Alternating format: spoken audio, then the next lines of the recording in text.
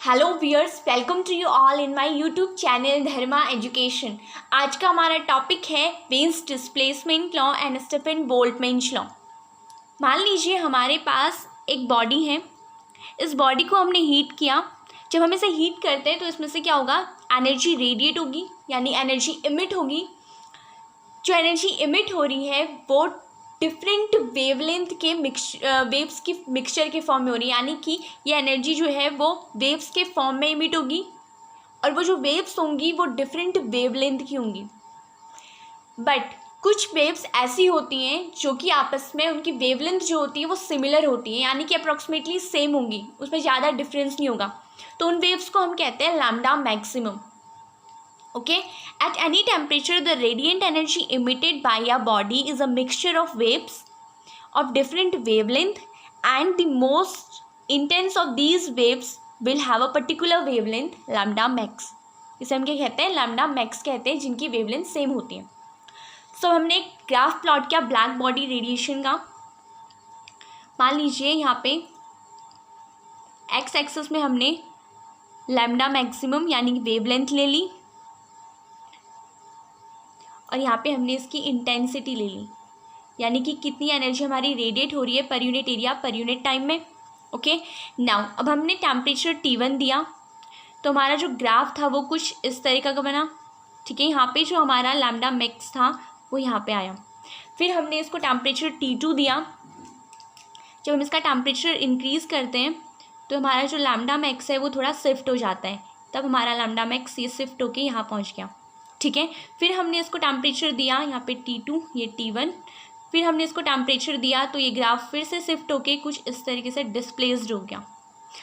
यहाँ पे आपको क्या दिख रहा है कि जैसे जैसे मैंने टेम्परेचर इंक्रीज़ किया, यानी T1 is greater than T2 is greater than T3। जैसे जैसे हम टेम्परेचर को इंक्रीज़ करते हैं, जैसे जैसे हमारा टेम्परेचर इंक्रीज़ होता है, हमारे जो लैम्डा मैक्स की वैल्यू है वो डिस्प्लेस्ड होती है शॉर्टर वेवलेंथ की तरफ को। ओके, नाउ यहीं से हमें क्या पता चलता है कि lambda max is inversely proportional to temperature.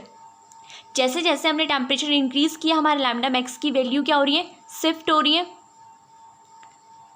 Shorted displacement की तरफ को। So lambda max into T is proportional to 1 and lambda max T is equals to क्या हो जाएगा, कॉन्स्टेंट C।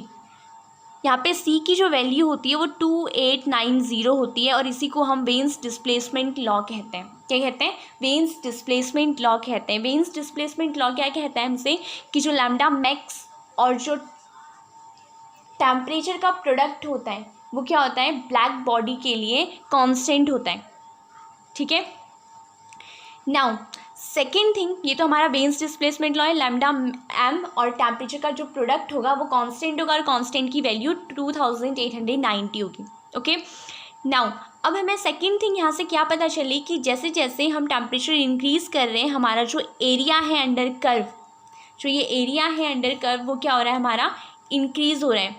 T1 पे इतना एरिया था, T2 टेम्परेचर दिया तो ये एरिया इंक्रीज़ होके यहाँ पहुँच गया।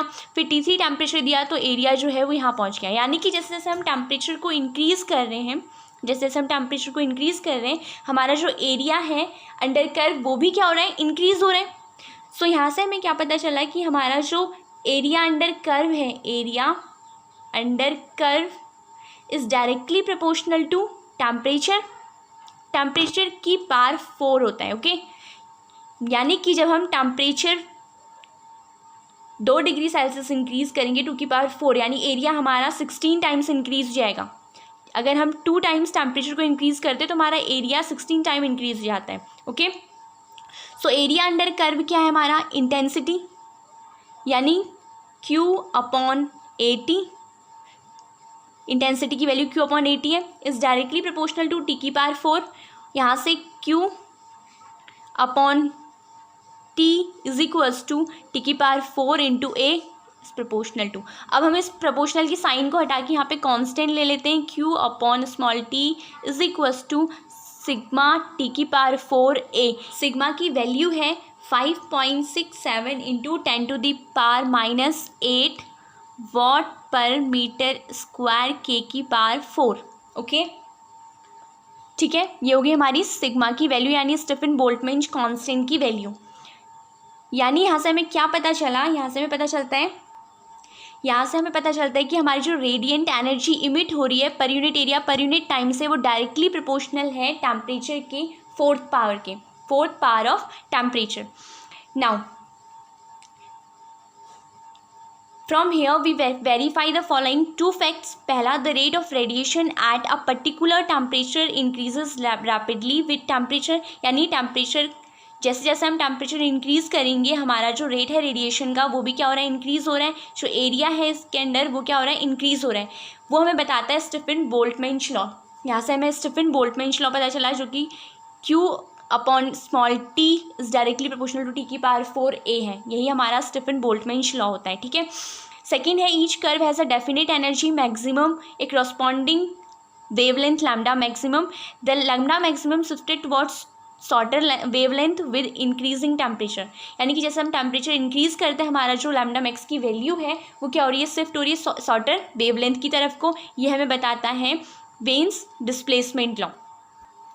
This is called Wien's displacement law. It states that lambda maximum shifted towards shorter wavelength as the temperature of the body is increased. यहाँ से पता चला कि जैसे हम टेम्परेचर इंक्रीज़ करते हैं हमारा जो वेवलेंथ है वो शिफ्ट हो रही है शॉर्टर वेवलेंथ की तरफ को।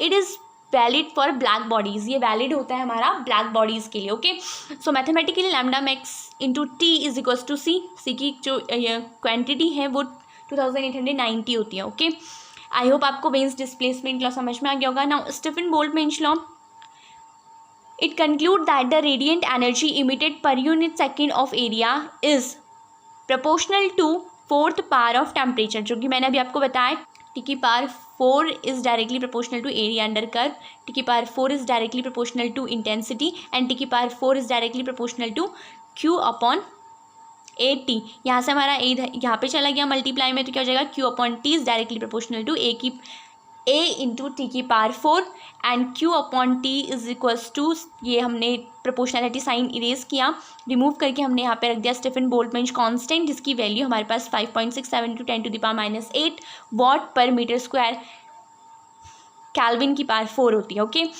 अब ये तो हमारा था ब्लैक बॉडी के लिए। ब्लैक बॉडी के लिए इमिसिविटी जो होती है वो 1 होती है, ठीक है। अगर हम बात करें नॉन ब्लैक बॉडी की, अदर बॉडी नॉर्मल बॉडी की, तो वहाँ पे क्या होता है, वहाँ पे हमारी इमिसिविटी जो होती है वो डिफरेंट होती है, 1 नहीं होती है। So for other body Q upon T is equals to small e Stefan Boltzmann constant 8 T की पावर 4। बाकी बॉडीज़ के लिए हम E भी यहाँ पे ऐड कर देंगे, और अगर हम ब्लैक बॉडी की बात करें तो हम यहाँ पे E इसलिए रेज कर रहे हैं क्योंकि उसकी वैल्यू जो होती है वो 1 होती है। 1 multiply with something is 1, sorry something is जो भी होगा वैल्यू वो आ जाएगा। आई होप आपको यहाँ पे स्टीफन बोल्ट्जमैन लॉ और वेन्स डिस्प्लेसमेंट लॉ समझ में आ गया होगा। मिलते हैं नेक्स्ट वीडियो में, तब तक के लिए bye bye, take care and thank you.